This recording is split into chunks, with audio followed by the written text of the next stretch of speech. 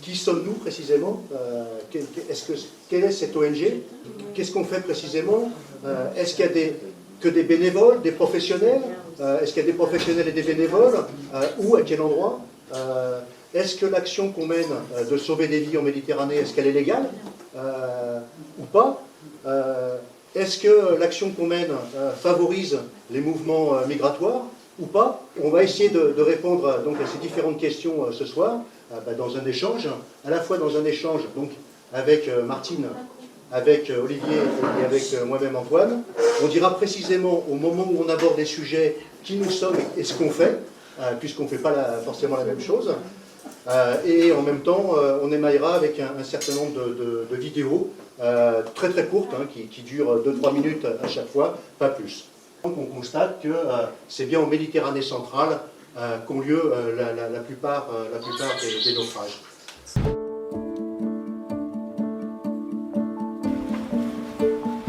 Life jackets, cut this now. Cut this now. Pass me life jackets. Guys, I'm going to chuck them life jackets. Second line! Cut the line.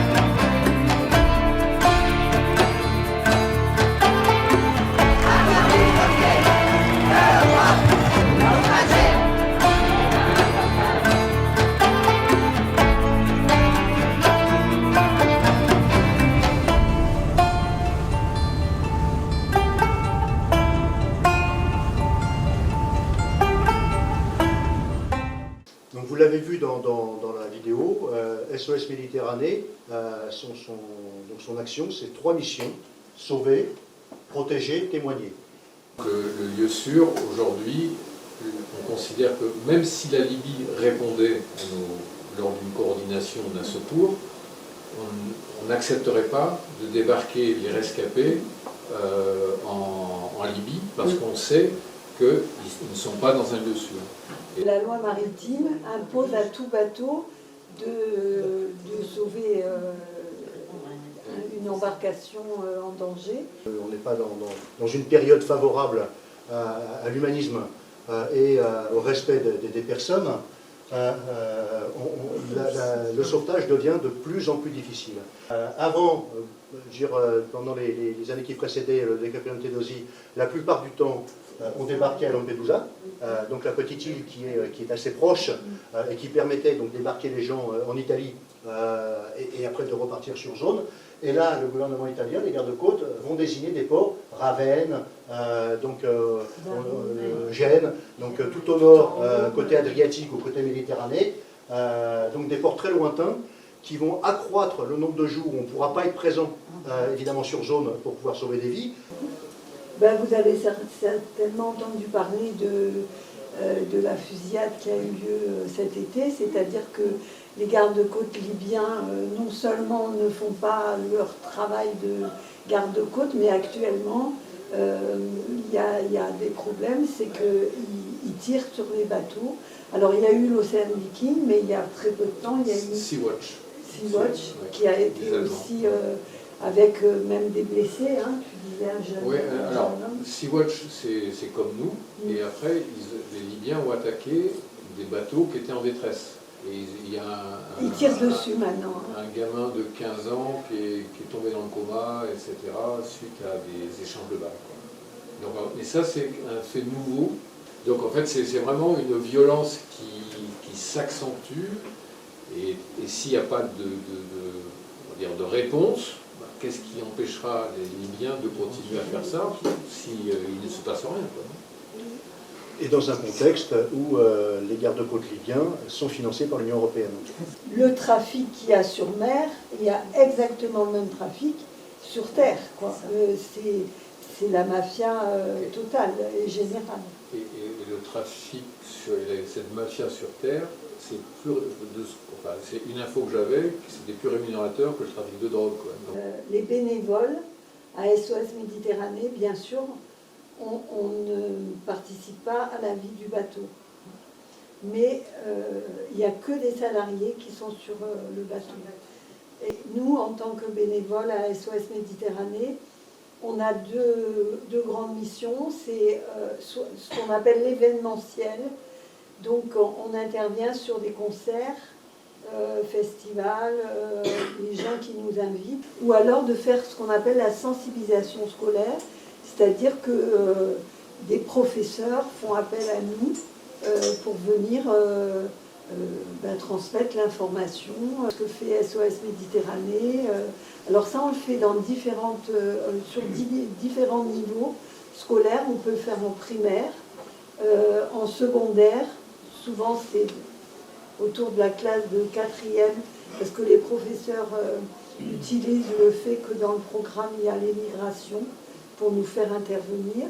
Et puis, on peut intervenir aussi dans les lycées, ce qu'on fait régulièrement. et maintenant, il y a tout un groupe de jeunes qui ont rejoint l'association et qui ont un peu dynamisé et qui vont maintenant dans les universités. En fait, la majorité des bénévoles aujourd'hui, ce sont des jeunes. Ce sont des jeunes qui ont 20 ans, 25 ans, et c'est vraiment cette richesse des SOS Méditerranée qui sont dans les manifestations, qui tiennent des stands. C'est assez impressionnant, mais la quasi-totalité des bénévoles, ce sont des jeunes. C'est un armateur norvégien et il y a 9 marins à bord qui s'occupent que du pilotage du bateau. Voilà.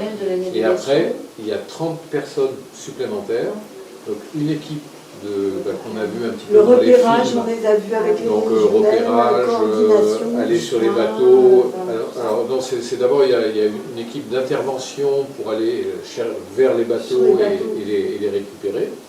Et après, une fois qu'ils les débarquent sur le bateau en retour d'intervention, à ce moment-là, après il y a des équipes médicales. Alors il peut y avoir, alors c'est médecin, infirmière, sage-femme. Après, à bord dans l'équipe de coordination, il y a aussi un médiateur pour faciliter, qui parle plusieurs langues, donc anglais, arabe, etc., de telle manière à pouvoir communiquer avec les gens. Et donc en fait, c'est toute cette équipe un peu de professionnels. Et systématiquement, sur chaque mission, il y a une personne qui est chargée de témoigner. Donc, on va vous repasser une petite vidéo pour vous présenter le sauvetage. Donc, je suis...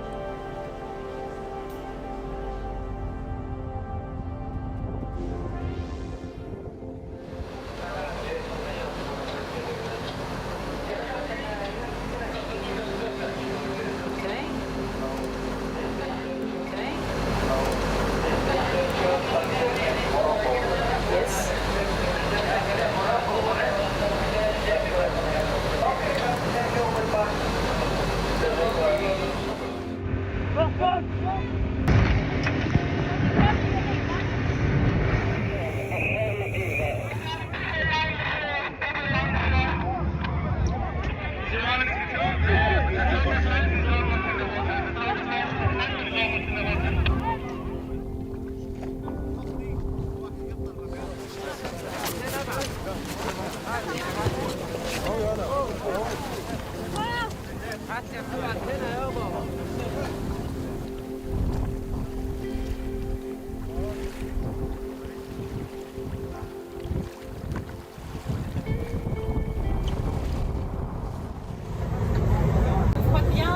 on se lave les mains sans eau, c'est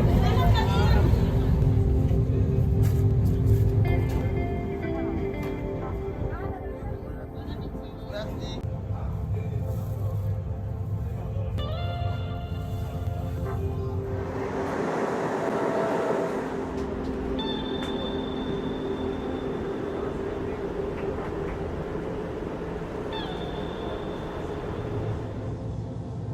How you do for breathing? No, you put your hand here.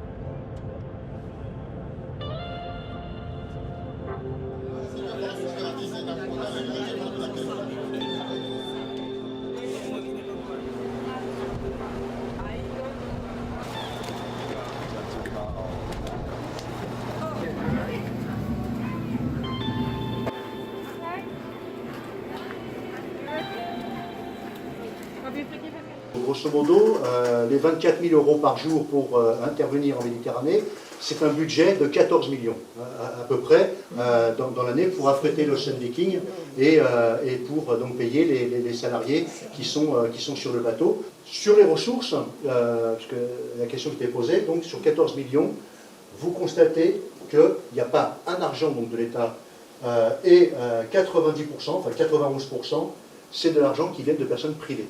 Il y avait le projet d'affréter un avion pour aider au repérage des navires en détresse. D'accord. Et depuis quelques jours, l'avion c'est lancé donc, en novembre 2025. L'avion est affrété par SOS Méditerranée et commence ses premiers vols. La semaine prochaine, ouais. Qui va permettre d'aider, puisque c'est évidemment, quand on est là-haut, c'est des petits avions avec 3 personnes, il y a le pilote, et puis un de chaque côté, donc des bénévoles qui scrutent, qui passent des heures avec les jumelles et qui repèrent les navires en détresse. Et donc la troisième mission, qui est évidemment une mission extrêmement importante, c'est le témoignage. Je m'appelle Souleymane, j'avais 15 ans lorsque j'ai quitté mon pays, le Sénégal. J'avais 19 ans lors de mon sauvetage en Méditerranée. Ça ne faisait qu'une demi-heure qu'on avait quitté Agadez, au Niger, que notre pick-up a été pris en embuscade. Ils nous ont débarqués, détroussés de tous nos sacs, nos portefeuilles, nos papiers et bien sûr, notre argent. Ils ont ensuite exigé une somme supplémentaire pour continuer la route. Comme on n'avait plus rien, ils nous ont embarqués et emprisonnés dans un camp en Libye.